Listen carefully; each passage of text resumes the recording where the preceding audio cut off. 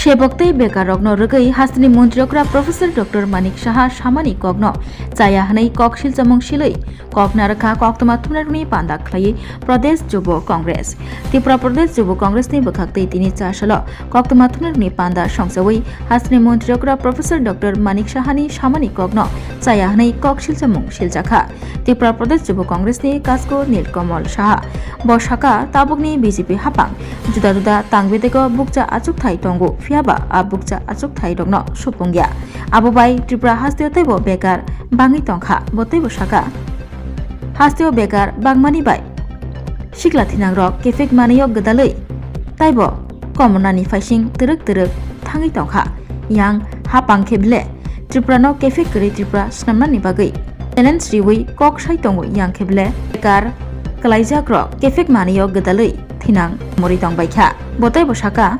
2024-25 BCO Bidhan Sabha Odibeshono Nukjakha 31,000 ni slai kebang bukja achuk thai tongmani bukja achuk thai tongi tongkha hingke tamoni bagai hasteo asuk begar bangmung kalai khana hanai sungmungti saka Tripura Pradesh Jubo Congress ni Kasko Nilkamal Saha abai baksa hasni montrokra Professor Dr. Manik Saha Sheboktai bekar rokno rwgui samani kok rokno teibo কক ফিরকাব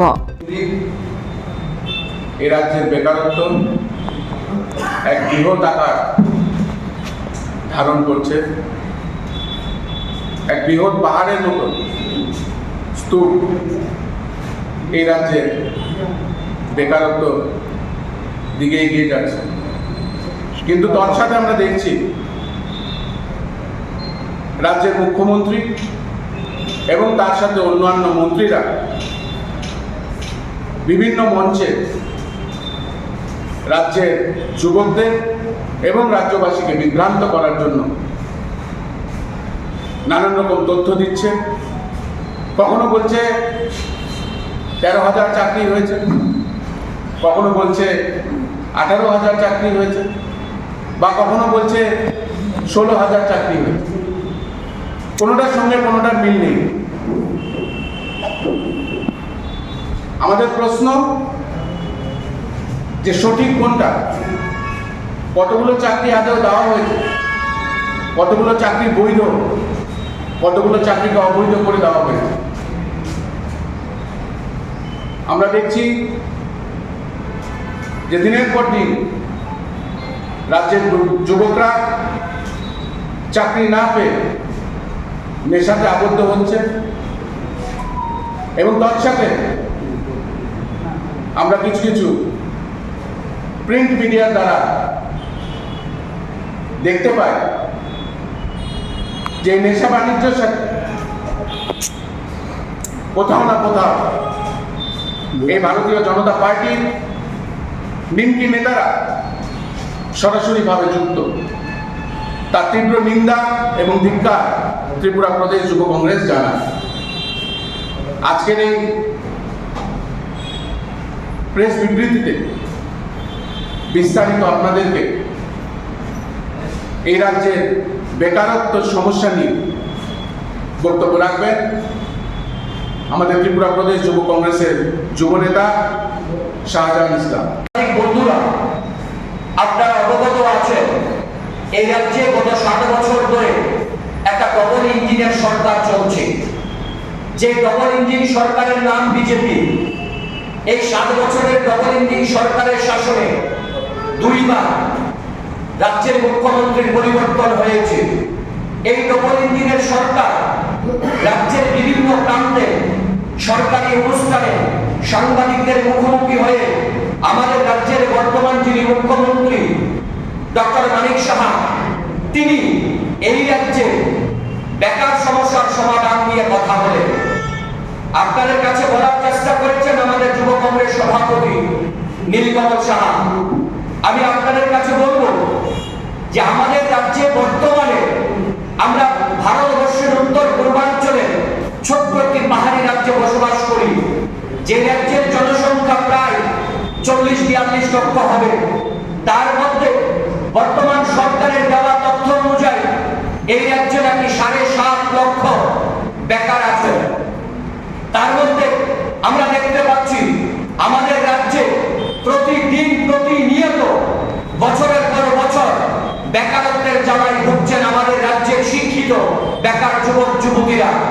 এই double engine সরকার এই বেকারত্বটাকে মিটিয়ে দেওয়ার জন্য, বেকারত্বের যে বৃদ্ধি পাওয়া তার সমস্যার সমাধানের জন্য রাজ্য সরকারের কোনো ভূমিকা আমরা দেখতে পাচ্ছি না। একদিকে শূন্যপদ বৃদ্ধি পাচ্ছে, এই রাজ্যে নেই কলকারখানা, এই রাজ্যে নেই সরকারের দেওয়া কোনো কর্মসংস্থান। যদি বিস্তারিত আপনাদের কাছে একটু সময় আমরা তুলে ধরি, 2018 সালে রাজ্যে বিজেপি সরকার ক্ষমতায় আসার পর 2024 সালে 24 এবং 25 সালে এই বছরে আমরা যদি বাজেট অধিবেশনটা দেখি, এক নজরে বাজেটে বলা হয়েছে এই বর্তমান বিজেপি সরকারের দেওয়া বিধানসভা তথ্যতে বলছেন আমাদের রাজ্যে নাকি 31,000-এর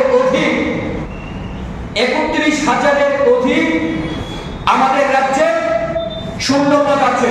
31,437টি শূন্যপদ আছে। তার মধ্যে যদি আমরা যতটা তথ্য আমরা সংরক্ষণ করতে পেরেছি, আমরা তথ্য নিতে পেরেছি, তার মধ্যে এই 31,437টা শূন্যপদ সরকার বলছেন তার মধ্যে যারা চাকরি অবস্থায় মারা গিয়েছেন, যারা মৃত হয়েছেন, তার মধ্যে ডাইনিং হার্নেস আছে, সেই তথ্যটা আমাদের কাছে নেই। তাই আমরা আপনাদের কাছে সেই তথ্যটা দিতে পারবো না। 31,000 থেকে সেটা বেশি হবে। তার মধ্যে এখনো পর্যন্ত এই 7 বছরে এই ডবল ইঞ্জিন সরকারের শাসনে বহু সরকারি কর্মচারী সরকারের অবৈধ কাজে সাড়া না দিয়ে মানসিক চাপ তাদের উপর সৃষ্টি করা হতো, সেই প্রেসারে আমাদের রাজ্য থেকে প্রায় 2,000-এর অধিক আমাদের রাজ্যে যারা সরকারি কর্মচারী, যারা স্বেচ্ছায় চাকরি থেকে অবসর নিয়েছেন, যেটা বলা হয় বিআরএফ, সেই তথ্যটা যদি আমরা তুলে ধরি অনেক অধিক হবে।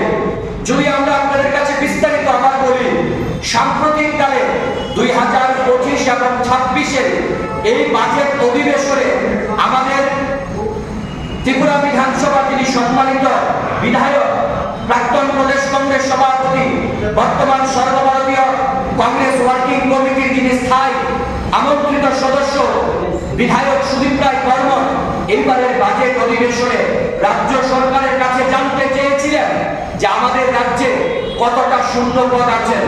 বর্তমান ত্রিপুরার অর্থমন্ত্রী তিনি বিধানসভায় দাঁড়িয়ে বলেছেন 31,000-এর অধিক আমাদের রাজ্যে নাকি শূন্যপদ আছে। তা ফিরিয়ে দিতে পারবেন রাজ্যের বিজেপি দল? পারবেন না। আমরা দেখতে পাই সেখানে 3 থেকে 4 বছর চলে যাচ্ছে, এর বাইরে বিভিন্ন সময় ইন্টারভিউর নামে এই সরকারটা কত বড় একটা দেউলিয়া সরকার, এই সরকারটা কত বড় একটা প্রতারণার সরকার।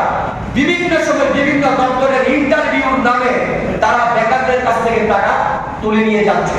আমরা সব বিভিন্ন সময় দেখি স্টেট কোঅপারেটিভ ব্যাংক, জিআরবিটির কথা বলুন, জিআরএস এর কথা বলুন, এসটিডিটির কথা বলুন, বিভিন্ন সময় টেটের কথা বলুন, বিভিন্ন দপ্তরে টিপিএসসির কথা বলুন, যে দপ্তরের ইন্টারভিউর নাম নেওয়া হয়, নাম করে ইন্টারভিউ ডাকা হয়, সেখানে যুবকদের কাছ থেকে, এই নিরীহ গরিব অসহায় যুবকদের কাছ থেকে, যাদের কাছে টাকা নেই, যারা অর্থ উপার্জন করেন না, তাদের কাছ থেকে তারা টাকা উপার্জন করছেন। সাম্প্রতিক একটা ঘটনা আপনাদেরকে বলি। এই 2025-26 সালে মুখ্যমন্ত্রী বিধানসভায় দাঁড়িয়ে গর্বের সঙ্গে, অহংকারের সঙ্গে বলছেন যে আগে সরকার বলতেন নার্স নার্স নার্সিং, আমরা এখন এই শব্দটাকে বাদ দিয়ে দিয়েছি, আমরা বলছি যে নার্সিং অফিসার। ভালো কথা, নার্সিং অফিসার আপনারা নাম দিয়েছে। এই নার্সিং অফিসারের নাম দিয়ে ধরুন তারা এই দেখলাম সাম্প্রতিককালে নার্সিং নিয়োগ করবেন তারা, সেখানে তারা ক্যাটাগরি ভাগ করেছে, MSc, BSc nursing, GNM nursing, ANM nursing. এবার দেখা গেছে আমি যদি নার্সিং হয়ে 5টা ডিপার্টমেন্টে তারা ক্যাটাগরিতে ভাগ করছে। এই ভাগ করার পর 5টা ডিপার্টমেন্টে যদি আমি বা একটা বেকার যদি সেখানে তার চাকরির জন্য ইন্টারভিউ দেওয়ার জন্য তার ফর্ম ফিল আপ করেন, সেখানে পার ক্যান্ডিডেটকে 200 টাকা করে দিতে হবে। তাহলে একটা ক্যান্ডিডেট 5 জায়গায় ফর্ম ফিল আপ করলে তাকে 200 টাকা করে 1000 টাকা দিতে হচ্ছে। আমি তো চাকরি যদিও পাই, একটাতে পাবো, 5টাতে পাবো না, আবার নাও পেতে পারি আমি সেখানে চাকরি। তাহলে এই যে বেকারদের সঙ্গে প্রতারণার মাধ্যমে এই যে অসহায় বেকারদের কাছ থেকে, তাদের কাছ থেকে যে টাকা নিয়ে যাচ্ছে, এই বেকাররা কোথা থেকে টাকা, তার পরিবারের কাছ প্রিপারেশনের জন্য টাকা খরচ হচ্ছে, তার জন্য প্রিপারেশন দিতে হচ্ছে, যখন সে চাকরিটা পায় না, বাড়িতে কথা শুনতে হয় না যে তোকে টাকা দিলাম, টাকা দিয়ে ফর্ম ফিল আপ করলি, চাকরির জন্য পড়াশোনা করলি, কিন্তু চাকরিটা পেলি না। এই যে বেকাররা যে একটা অপমান বোধ করে, তারা কথা শুনতে হয় তাদের কাছ থেকে যে টাকা দিয়ে হেল্প করার পরেও পরিবার তাকে দিচ্ছেন, তারপরে বেকাররা পাচ্ছে না, তাদেরকে কথা শুনতে হয়। আমরা মনে করি এই সরকার সম্পূর্ণভাবে একটা বেকারদের সঙ্গে প্রতারণা করছে। তাই এই সরকারের কাছে, মুখ্যমন্ত্রীর কাছে আমরা দাবি জানাচ্ছি যে যে শ্বেতপত্র তালিকা প্রকাশ করুন। আর দ্বিতীয় দাবি আমাদের যুব কংগ্রেসে, এখন থেকে রাজ্য সরকার যতগুলো ইন্টারভিউর জন্য কল করবেন, যতগুলো ইন্টারভিউ বিজ্ঞপ্তি দিবেন, এই রাজ্যের শিক্ষিত বেকার যুবক যুবতীরা যে ইন্টারভিউতে বসবেন, সেখানে সরকার যাতে তাদের কাছ থেকে কোনো রকমের ফি আদায় না করেন, ফি মুক্ত ইন্টারভিউ নিতে হবে আমাদের রাজ্যের শিক্ষিত বেকার যুবক যুবতীদের কাছ থেকে। এটা ত্রিপুরা প্রদেশ যুব কংগ্রেস রাজ্য সরকারের কাছে আমরা দাবি জানাচ্ছি। এটাই বলার জন্য আজকে আপনাদেরকে সাংবাদিক সম্মেলনে আমরা ডেকেছি। যদি আপনাদের পেয়েছি, এই বর্তমান যিনি ডক্টর মানিক সাহা রাজ্যের মুখ্যমন্ত্রী, তিনি প্রায় 32 থেকে 33 খানা দপ্তর চালাচ্ছেন। তার মধ্যে 15 থেকে 16টা দপ্তরের তালিকা দিয়েছেন রাজ্য বিধানসভায় দাঁড়িয়ে রাজ্যের অর্থমন্ত্রী।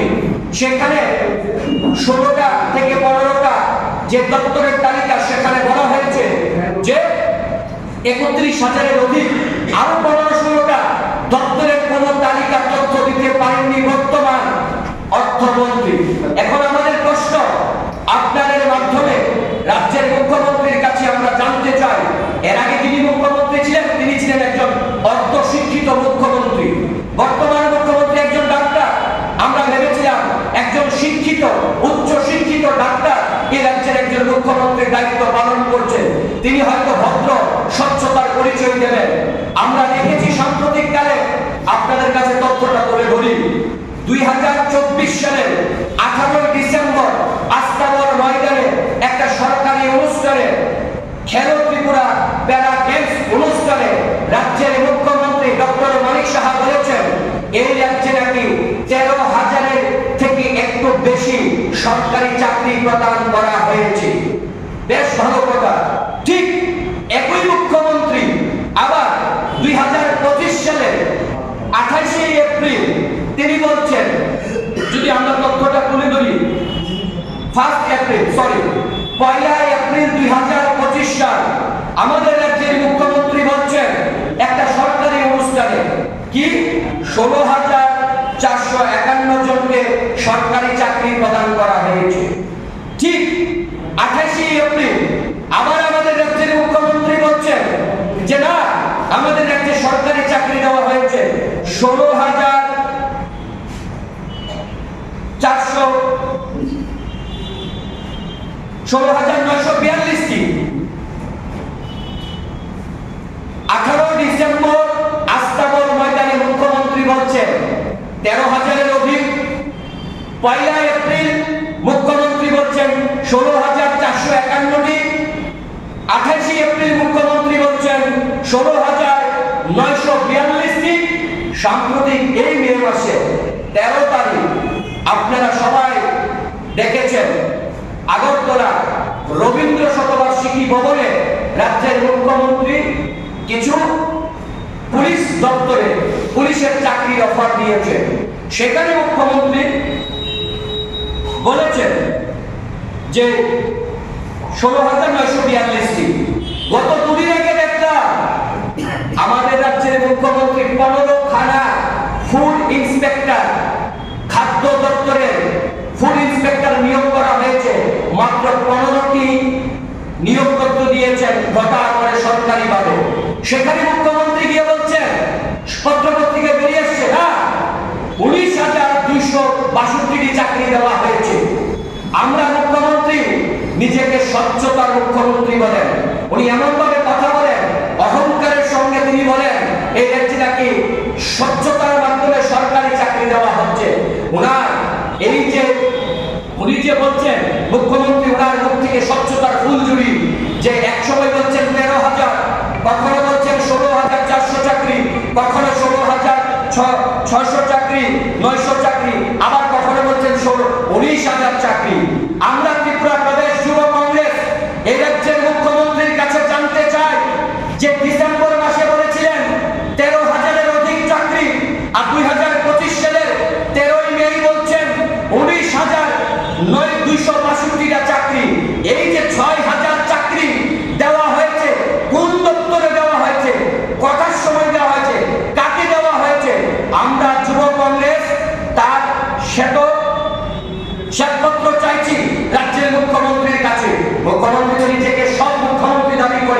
স্বচ্ছতার দাবি করেন, স্বচ্ছতার নিয়োগে নাকি এই রাজ্যে চাকরি দেওয়া হচ্ছে।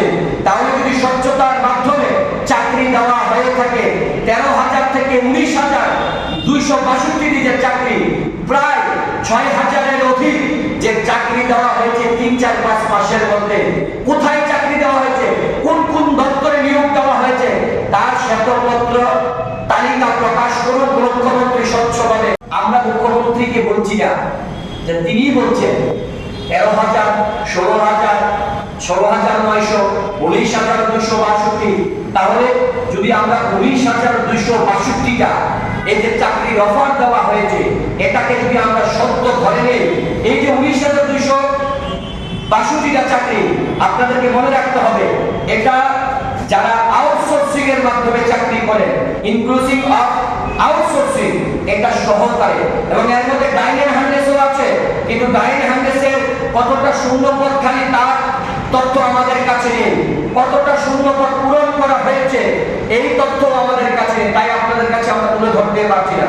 কিন্তু আমরা বলতে পারছি, যদি মুখ্যমন্ত্রীর এই 19,000 চাকরি সত্য হয়ে থাকে, তাহলে সেখানে ডাইনেন হ্যান্ডেস আছে, সেখানে আউটসোর্সিং এর চাকরি আছে, তাহলে এই শ্বেতপত্র তালিকা প্রকাশ করুন রাজ্যের মুখ্যমন্ত্রী। আমরা আপনাদের কাছে আরো তুলে ধরতে চাইছি, এই যে মুখ্যমন্ত্রী বারবার বলছেন, আমরা দেখতে পাই ঘটা করে স্বচ্ছতার পরিচয় দিচ্ছে মুখ্যমন্ত্রী, একটা স্বচ্ছ সরকার চলছে। তাহলে আমরা বলি, এই যে বিভিন্ন দপ্তরে যে চাকরি দেওয়া হচ্ছে, সেই চাকরিগুলোতে অফার লেটারে কারা সই করে, তাদের সিগনেচার, যেই দপ্তরে চাকরি দেওয়া হয় ওই দপ্তরের যিনি ডাইরেক্টর, সেখানে অফার লেটারে সিগনেচার করেন। আর মুখ্যমন্ত্রী এবং দপ্তরের মন্ত্রীরা, আমরা যুব কংগ্রেস মনে করি যে একটা মুখ্যমন্ত্রী আজ তিনি আছেন, 2 বছর 3 বছর, একটা সময় তিনি নাও থাকতে পারেন। একসময় মুখ্যমন্ত্রীর চেয়ারম্যান কেউ ছিলেন, কংগ্রেসের কেউ ছিলেন, সিপিআইএম থেকে কেউ ছিলেন, আজকে বিজেপি থেকে তিনি আছেন। মুখ্যমন্ত্রীর আসলে আজ তিনি আছেন, একসময় নাও থাকতে পারেন। কিন্তু আমরা যুব কংগ্রেস এই মুখ্যমন্ত্রীর আসনটাকে, চেয়ারটাকে আমরা রেসপেক্ট করি, আমরা মর্যাদা দিই, আমরা সম্মান করি। আমরা মনে করি একটা মুখ্যমন্ত্রীর চেয়ার, তার একটা স্ট্যাটাস আছে, তার একটা মান গরিমা মর্যাদা আছে। যারা মন্ত্রীর দায়িত্ব পালন করেন, এই মন্ত্রীদের তার জায়গায় অন্য কেউ একসময় আবার মন্ত্রীতে আসবেন, কিন্তু তার একটা স্ট্যাটাস আছে। যেখানে চাকরির নামে, স্বচ্ছতার নামে আজকে আমরা দেখি মুখ্যমন্ত্রী পিওনের দায়িত্ব পালন করছে। মুখ্যমন্ত্রী আর মন্ত্রীরা পিওনের ভূমিকা, যখন দপ্তর থেকে চাকরি দেওয়া হয়, সেই অফার লেটার যারা ক্যান্ডিডেট, যারা চাকরি পান, সেটা ডাক বিভাগের মাধ্যমে, ডাকের মাধ্যমে তার বাড়িতে যাবে, আর নয় ওই দপ্তরের পিওন বুকের মাধ্যমে ক্যান্ডিডেটের বাড়িতে অফার লেটার যাবে। কিন্তু মুখ্যমন্ত্রী তার আত্মমর্যাদা ভুলে গেছেন, মুখ্যমন্ত্রী তার চেয়ারের আত্মমর্যাদা ভুলে গেছেন, তার স্ট্যাটাস ভুলে গেছেন, তার মান গরিমা ভুলে গেছেন, সঙ্গে সঙ্গে মন্ত্রীরাও ভুলে গেছেন। তাদের নেওয়া হয়তো আত্মমর্যাদা নাই বা থাকতে পারে, মন্ত্রীদের আত্মমর্যাদা নাই বা থাকতে পারে, কিন্তু মুখ্যমন্ত্রীর চেয়ারটাকে আমরা রেসপেক্ট করি। মানে আমরা ভাবতে অবাক লাগে যে দপ্তরের ডাইরেক্টররা সিগনেচার করছে, আর সেই অফার লেটার বিতরণ করছেন রাজ্যের মুখ্যমন্ত্রী। মুখ্যমন্ত্রী ডাকের ভূমিকা পালন করছেন, পিওনের ভূমিকা পালন করছেন। এটা হাস্যকর ব্যাপার যে মুখ্যমন্ত্রী নিজের স্ট্যাটাস ভূমিকে উনি পিওনের ভূমিকা আছেন, তো উনি তো ইচ্ছে করে পিওনের ভূমিকাটা পালন করতে পারে ডাক বিভাগের মাধ্যমে। মুখ্যমন্ত্রীকে ছেড়ে দিতে হবে, মুখ্যমন্ত্রীর মর্যাদা উনি রাখুন না। তো আমরা আপনাদের কাছে তুলে ধরতে চাইছি যে আমাদের রাজ্যে এই যে মুখ্যমন্ত্রী এক এক সময় এক এক ধরনের তথ্য দিয়ে যাচ্ছেন, এই যে অসত্য তথ্য মুখ্যমন্ত্রী প্রকাশ করছেন, এটা দিনটা আমরা চাই। আমরা বেকার সমাজের দৃষ্টি আকর্ষণ করি, রাজ্যের যুব সমাজের দৃষ্টি আকর্ষণ করি যে মুখ্যমন্ত্রী বা সরকার যুব সমাজের সঙ্গে, রাজ্যের বেকারদের সঙ্গে প্রতারণা করছেন। তারা এক এক সময় এক এক তথ্য দিয়ে যাচ্ছেন। আমরা দেখেছি সাম্প্রতিক কালে যে বিভিন্ন সময় আমরা দেখি আমাদের মাননীয় বিধায়করা, বিশেষ করে আমাদের মাননীয় বিধায়ক সুদীপ রায় বর্মন প্রায় বিধানসভার অধিবেশনে উনি রাজ্যের বেকারদের হয়ে কথা বলেন। তিনি বারবার বলেন যে রাজ্যের বেকারদের কাছ থেকে যখন ইন্টারভিউ নেওয়া হয়, তখন দেখা যায় 2 বছর, 3 বছর, 4 বছর, 2.5 বছর, 3.5 বছর হয়ে যায়। সেখানে ইন্টারভিউ নেওয়ার পর নিয়োগ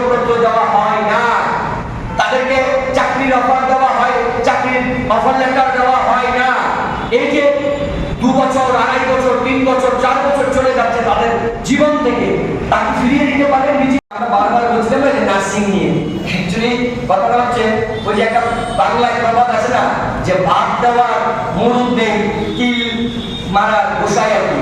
এই যে বেকারদের সঙ্গে যে প্রতারণা করছেন, এই যে বেকারদের সঙ্গে প্রতারণা বিভিন্ন দপ্তরের নামে, আপনাদের আরেকটা প্রশ্ন আমরা ভুলে গিয়েছি, সেটা তুলে ধরছি 1 মিনিটের মধ্যে। এই যে স্টেট কোঅপারেটিভ ব্যাংক, সেখানে এক্সাম নেওয়া হলো, এদের একটি যুবক মারা গেল, তার মৃত্যু হলো, সরকার বলছেন স্বচ্ছতার মাধ্যমে নিয়োগ হবে।